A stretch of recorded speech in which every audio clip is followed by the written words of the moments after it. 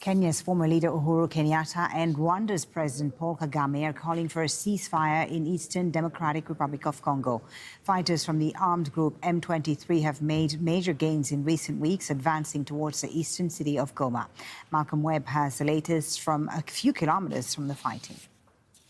The front line is about 5 kilometers further north of where we are down this road. There's a checkpoint here manned by Congolese soldiers. There are some UN peacekeepers here as well, and the Congolese forces and M23 are holding their positions. This follows Kenya's foreign ministry saying that former Kenyan President Uhuru Kenyatta, who's facilitating regional peace talks, in a statement said that he'd had a phone call with Rwandan President Paul Kagame and that Kagame had agreed to assist in urging M23's fighters to cease fire and to withdraw from the territories that they've occupied. M23 is widely understood to be backed by Rwanda, which is just a few kilometers over there, although Rwanda has always denied it. Congo's army spokesman said that there hasn't been any sign of withdrawal yet, and also that fighting is ongoing on another front near Congo, which is to the west of M23's territory.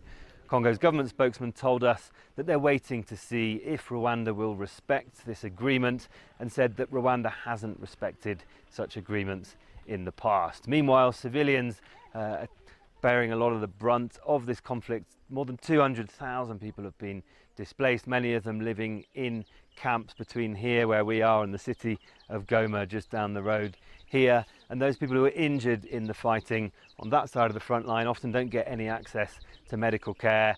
Some others who are able to get to Goma do. And we spoke to some of them. I was in our village, then the fighting started and one of the bombs hit our house. My husband lost his legs and died. I was taken to a hospital nearby, but no one could help me until I was brought here.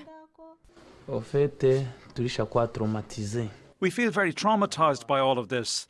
We're living in the camp in the rain without even plastic sheets for shelter. We're only asking for the people in power to bring peace so we can go home, because we're used to doing our own work and living by our own means. The US State Department has said in a statement that along with special envoys for this region from the UK, France and Belgium, that they condemn in the strongest possible words the advances of UN-sanctioned M23 armed group.